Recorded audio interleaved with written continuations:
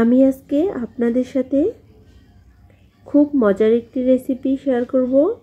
রেসিপিটি হচ্ছে মাগুর মাছের ভুনা, একদম দেশি টাটকা মাগুর মাছ।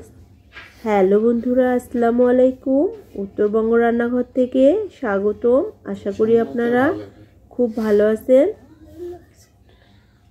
চলুন তাহলে এই রেসিপি কিভাবে রান্না করা হয়েছে দেখানো যাক।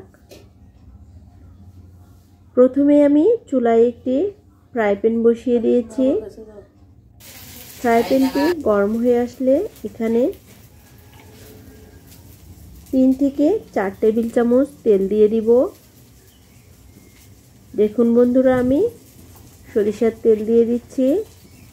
এখন দিয়ে দিব হাফ কাপ পরিমাণ পেঁয়াজ কুচি। পেঁয়াজগুলোকে আমি কুচি কুচি করে কেটে নিয়েছি।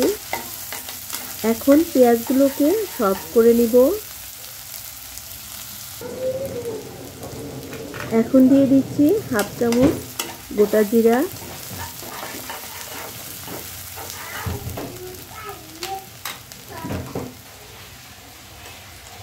এখন দিয়ে দিব হলুদ গুঁড়ো হাফ চামচ পরিমাণ, শুকনো মরিচের গুঁড়ো হাফ চামচ পরিমাণ, ধনিয়া গুঁড়ো হাফ চামচ পরিমাণ, আর দিয়ে দিব জিরার গুঁড়ো হাফ চামচ পরিমাণ। এখন দিয়ে দিচ্ছি লবণ। এখানে লবণ স্বাদ মতো আমি এখানে হাফ চামচ লবণ দিয়ে দিয়েছি।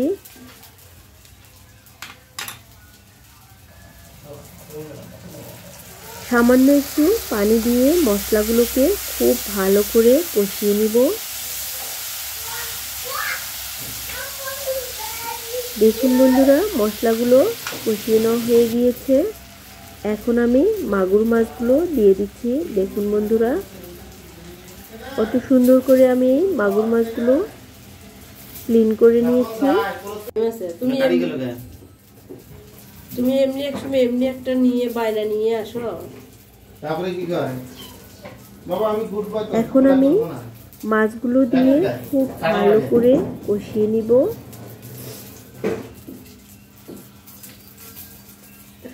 এখানে আমি একটি বড় সাইজের মাগুর মাছ নিয়েছি, একদম দেশি টাটকা মাগুর মাছ।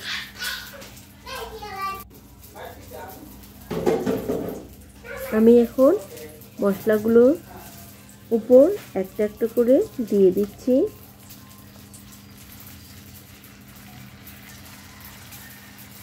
সবগুলো মাছ আমার দিয়ে দেওয়া হয়ে গিয়েছে। এখন মশলার সঙ্গে মাছগুলোকে খুব ভালো করে কষিয়ে নিব।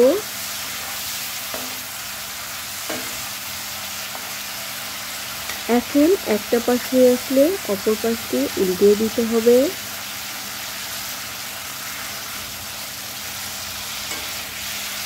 আমার উল্টে পাল্টে দেওয়া হয়ে গিয়েছে। এখন সামান্য একটু পানি দিয়ে মাছগুলোকে কষিয়ে নিব।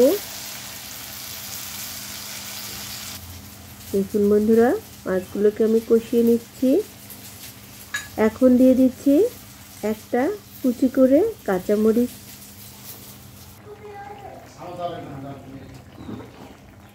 মাগুর মাছগুলো যেহেতু ঝোল ঝোল রাখবো, এর জন্য একটু পানির পরিমাণটা বেশি দিয়ে দিয়েছি।